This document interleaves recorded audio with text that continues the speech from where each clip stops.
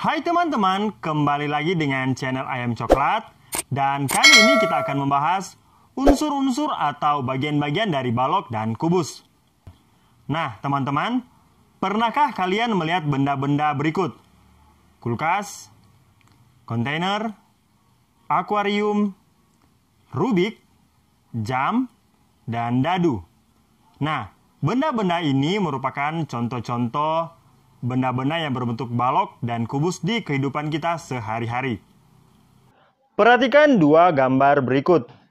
Gambar sebelah kiri adalah gambar dari balok, dan gambar sebelah kanan adalah gambar dari kubus. Nah, balok setidaknya memiliki satu rusuk yang berbeda panjangnya dengan dua rusuk yang lain.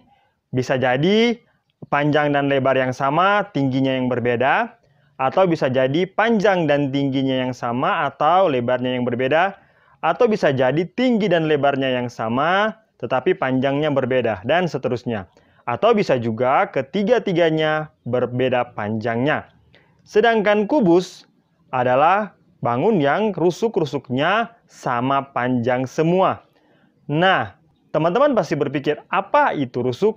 Pada saat ini kita akan membahas bagian-bagian atau unsur-unsur dari balok dan kubus termasuk rusuk. Oke, kita masuk pada yang pertama ya. Yang pertama, rusuk. Rusuk adalah garis lurus yang menjadi kerangka atau rangka dari balok dan kubus. Jadi, rusuk itu adalah sebuah garis yang menjadi rangka untuk membangun sebuah kubus dan balok. Perhatikan gambar kubus di samping ini. Nah, dari gambar ini yang merupakan rusuk-rusuknya adalah rusuk AB, rusuk BC, rusuk DC, rusuk AD, AE, FB, GC, HD, FG, GH, HE, dan yang terakhir adalah EH. Untuk penamaan rusuk, kita bisa tulis sebagai rusuk AB, kita juga bisa tulis sebagai rusuk BA. Jadi tidak masalah ya, kita balik-balik ya. Kita bisa pergunakan kata HD atau DH, tidak masalah ya. AD atau DA tidak masalah. Jadi untuk rusuk, kita bisa putar-putar, tidak masalah ya. Bisa DC, bisa CD, bisa EH, bisa AH, itu terserah Anda ya teman-teman ya. Nah, unsur yang kedua adalah titik sudut. Titik sudut balok atau kubus adalah titik temu atau titik potong dari tiga rusuk kubus. Jadi, titik-titik sudut ada di pojok-pojok kubus dan balok. Jadi, titik-titik sudutnya adalah titik sudut A, titik sudut B, titik sudut C, titik sudut D, titik sudut E, F, G, dan H. Jadi, titik sudutnya adalah A, B, C, D, dan titik sudut E, F, G, H. Nah teman-teman, penamaan titik-titik sudut itu ada aturannya. Yaitu yang pertama, menggunakan huruf kapital yang berurutan. Dan yang kedua, penempatannya berputar dan dimulai dari bagian alas, kemudian bagian atas. Yaitu A, B, C, D. Teman-teman lihat, dimulai dari bagian alas, kemudian penempatannya berputar. Berputar ya. Berputar. Kemudian yang kedua, bagian atas, yaitu E, F, G, dan H. Lihat, penempatannya berputar. Jadi menggunakan huruf-huruf kapital yang berurutan, kemudian penempatannya dari bagian alas, kemudian bagian atap, kemudian penempatannya berputar. Nah, kebayangkan teman-teman kalau tidak ada aturannya. Maka yang diminta adalah gambar kubus yang seperti ini, tetapi yang digambar adalah yang seperti ini. A, B, G, F, dan seterusnya. Atau misalkan seperti ini, atau misalkan ada contoh-contoh yang lain. Maka akan terjadi kekacauan. Maka akan terjadi perbedaan antara si pembuat soal dan si penggambar. Maka akan terjadi kekacauan sehingga terjadi kesalahan-kesalahan. Oleh karena itu, harus ada aturannya agar supaya terjadi keseragaman dalam menggambar. Oke teman-teman ya. Nah, unsur atau bagian selanjutnya adalah bidang atau sisi. Bidang atau sisi pada kubus dan balok adalah persegi atau persegi panjang yang membungkus kubus atau balok tersebut. Dengan kata lain, bidang berperan sebagai dinding, lantai, dan atap dari kubus dan balok tersebut. Nah, pada kubus dan balok ada 6 bidang, yaitu yang pertama, bidang A, B, C, D, atau kita sebut juga sebagai bidang alas. Jadi bidang A, B, C, D. Ingat teman-teman, bacanya juga harus berputar ya, harus berputar. Yang kedua, bidang atas atau bidang E, F, G, H. Terserah ya memulai di mana, tetapi teman-teman membacanya harus berputar ya. Yang selanjutnya, bidang A, D, H, E. Ingat, bacanya juga harus berputar ya. Teman-teman bisa mulai dari mana saja, bisa mulai dari D, D, H, E, A. Tetapi tetap bacanya juga harus berputar. Selanjutnya ada bidang B, C, G, F. Selanjutnya ada bidang A, B, F, E. Selanjutnya ada bidang D, C, G, H. Nah, bidang-bidang ini juga dinamakan sebagai bidang tegak. Nah, teman-teman, penamaan kubus dan balok itu dinamakan dari bagian alas, kemudian bagian atas. Jadi, nama dari kubus ini adalah kubus A, B, C, D, kemudian titik E, F, G, H.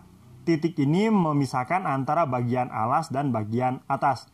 Jadi penamaan kubus itu dimulai dari bagian alas, kemudian titik, kemudian bagian atas. Contoh selanjutnya, saya punya kubus berikut. Berarti dari penamaannya, maka kubus ini dinamakan sebagai kubus KLMN titik OPQR. Jadi namanya adalah kubus KLMN OPQR. Oke, boleh teman-teman ya. Unsur atau bagian selanjutnya adalah diagonal bidang. Apa itu diagonal bidang? Diagonal bidang adalah ruas garis yang menghubungkan dua titik sudut yang berhadapan pada bidang yang sama.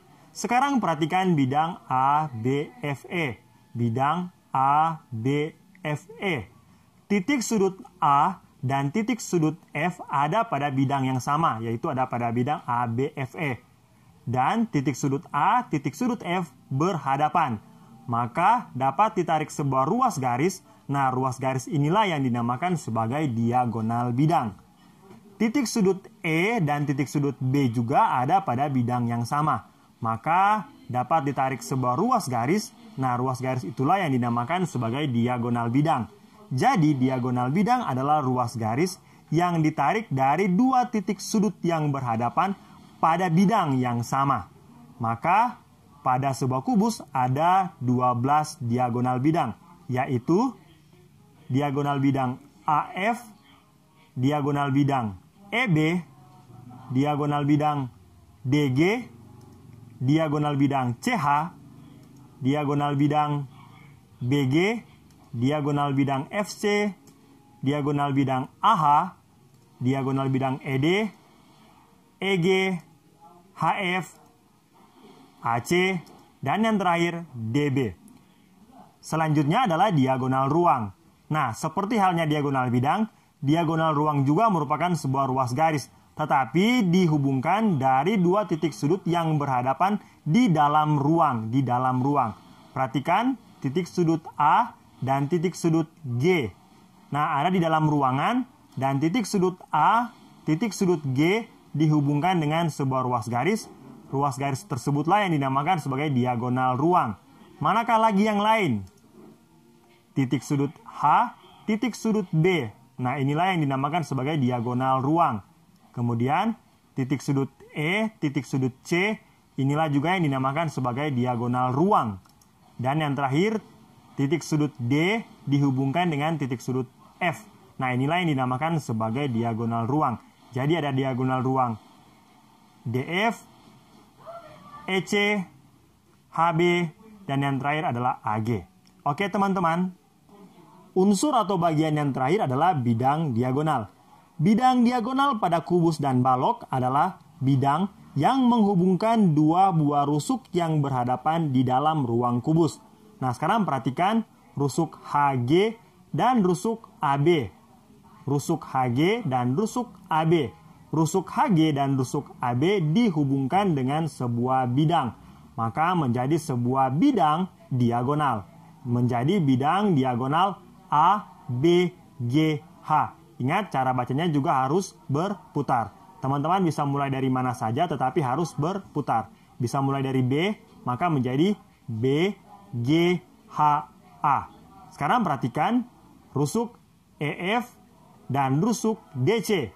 Maka rusuk EF, rusuk DC dihubungkan dengan sebuah bidang, maka menjadi bidang diagonal EFCD. Ingat, bacanya juga harus berputar. Teman-teman bisa mulai dari mana saja, tetapi tetap harus berputar. Kemudian ada rusuk EF dihubungkan dengan rusuk BC, menjadi bidang diagonal EBCH. Kemudian diagonal bidang selanjutnya adalah AFGD. Kemudian bidang diagonal selanjutnya adalah EACG. Dan yang terakhir adalah DBFH. Oke teman-teman. Nah teman-teman, itulah penjelasan saya mengenai unsur-unsur atau bagian-bagian dari kubus dan balok. Jika teman-teman ada pertanyaan, silakan memberikan pertanyaan di kolom komentar yang sudah disediakan. Jangan lupa kalau teman-teman suka video ini, silakan like agar supaya saya lebih bersemangat dalam membagikan video-video pembelajaran seperti ini. Jangan lupa di subscribe juga teman-teman ya. Dadah!